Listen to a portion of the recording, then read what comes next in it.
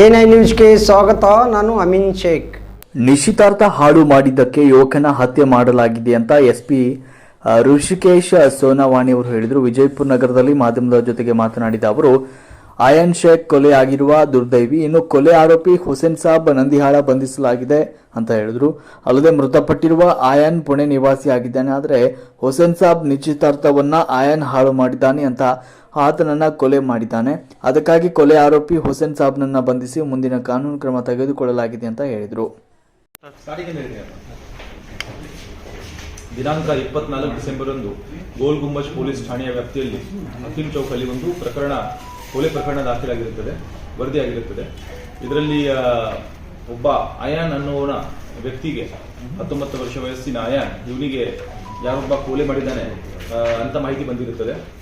ಇದರಲ್ಲಿ ಮತ್ತೆ ಅದಾದ ನಂತರ ಅಯಾನ್ ಅಣ್ಣ ಒಂದು ಕಂಪ್ಲೇಂಟ್ ಕೊಟ್ಟಿರ್ತಾರೆ. ಆ ಕಂಪ್ಲೇಂಟ್ ಆಧಾರದ ಮೇಲೆ ಒಂದು ಕೊಲೆ ಕೇಸನ್ನು ಗೋಲ್ ಗುಂಬಜ್ ಪೊಲೀಸ್ ಠಾಣೆಯಲ್ಲಿ ದಾಖಲಿಸಿದ್ವಿ.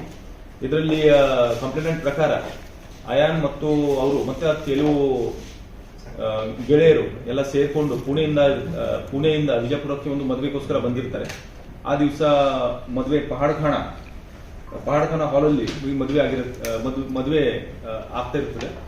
ಇದರಲ್ಲಿ ಆರೋಪಿತನು ಇವನಿಗೆ ಅಯಾನ್ ಕಡೆಯಿಂದ ಇದರಲ್ಲಿ ಆರೋಪಿತನು ಒಂದು ನಿಶ್ಚಿತಾರ್ಥ ಮುರಿದೋಗಿದೆ, ಅದು ಅಯಾನಿಂದ ಮುರಿದಿದೆ ಅಂತ ಒಂದು ಸಿಟ್ಟು ಆರೋಪಿತನಿಗೆ ಇರುತ್ತದೆ. ಮತ್ತೆ ಆರೋಪಿ ಬಿಜಾಪುರದವನು, ಇವರು ಪುಣೆಯಿಂದ ಬಿಜಾಪುರಕ್ಕೆ ಬಂದಿರ್ತಾರೆ. ಆ ಮ್ಯಾರೇಜ್ ಹಾಲ್ ಅಲ್ಲಿ ಇರುವಾಗ ಅಲ್ಲಿಂದ ಅಯಾನ್ ತಮ್ಮ ಗೆಳೆಯನ ಜೊತೆ ಪಕ್ಕದಲ್ಲಿರುವಂತಹ ಒಂದು ಚಹಾ ಕುಡಿಯಕ್ಕೆ ಹೋಗ್ತಾನೆ. ಅವಾಗ ಆರೋಪಿ ಸಹ ಅವನಿಗೆ ಹಿಂಬಾಲಿಸಿ ಹೋಗ್ತಾನೆ. ಅಲ್ಲಿ ಹೋದ ನಂತರ ಆರೋಪಿತನು ಅವನ ಮೇಲೆ ಚಾಕುವಿನಿಂದ ಹಲ್ಲೆ ನಡೆಸಿರುತ್ತಾನೆ. ಇದರಲ್ಲಿ ಅಯಾನ್ ಮೃತಪಟ್ಟಿರುತ್ತಾನೆ. ಈ ಸಲುವಾಗಿ ಒಂದು ಗೋಲ್ ಗುಂಬಜಲ್ಲಿ 302 ಕೇಸ್ ದಾಖಲಾಗಿದೆ. ಮತ್ತೆ ಇದರಲ್ಲಿ ಮುಂದಿನ ತನಿಖೆ ನಡೆಸಿ ಕೂಡಲೇ ಘಟನಾ ಸ್ಥಳಕ್ಕೆ ಧಾವಿಸಿ ಗೋಲ್ ಗುಂಬಜ್ ಇನ್ಸ್ಪೆಕ್ಟರ್ ನೇತೃತ್ವದ ತಂಡ ಈ ಪ್ರಕರಣದಲ್ಲಿ ಭಾಗಿಯಾದ ಆರೋಪಿತ ಹುಸೇನ್ ವಯಸ್ಸು 25 ವರ್ಷ ಇವನಿಗೆ ದಸ್ತಗಿರಿ ಮಾಡಿರ್ತಾರೆ.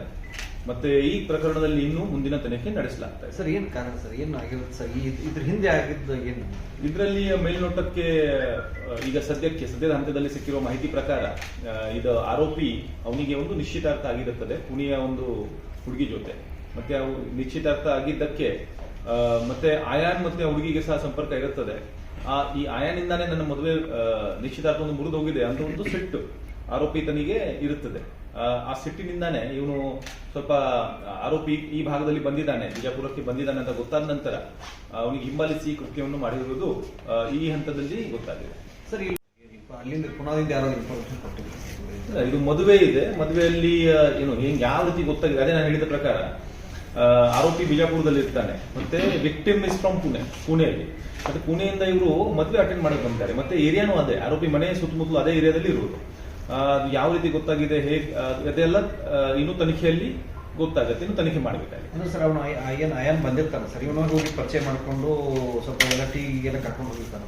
ಇಲ್ಲ, ಇದು ಯಾವ ರೀತಿ ಘಟನೆ ನಡೆದಿದೆ ಅದರ ಬಗ್ಗೆ ನಿಖರವಾಗಿ ಈಗೇನು ಹೇಳಕ್ಕೆ ಆಗಲ್ಲ. ಅದರ ಬಗ್ಗೆ ನಾವು ಹೆಚ್ಚಿನ ತನಿಖೆ ನಡೆಸಬೇಕಾಗುತ್ತೆ. ಮತ್ತೆ ಇನ್ನು ಕೆಲವು ಸಾಕ್ಷ್ಯಾಧಾರಗಳನ್ನು ಸಂಗ್ರಹಿಸಿ ಮತ್ತೆ ಅಲ್ಲಿ ಕೆಲವು ಪ್ರತ್ಯಕ್ಷದರ್ಶಿ ಆಗಲಿ ಅಥವಾ ಬೇರೆ ಬೇರೆ ಸಾಕ್ಷ್ಯಗಳು ಆಗಲಿ ಅದನ್ನು ಸಂಗ್ರಹಿಸಿ ಈ ಕೇಸಲ್ಲಿ ಮುಂದಿನ ತನಿಖೆಯನ್ನು ನಡೆಸಬೇಕಾಗಿದೆ. ಸರ್, ಆರೋಪಿ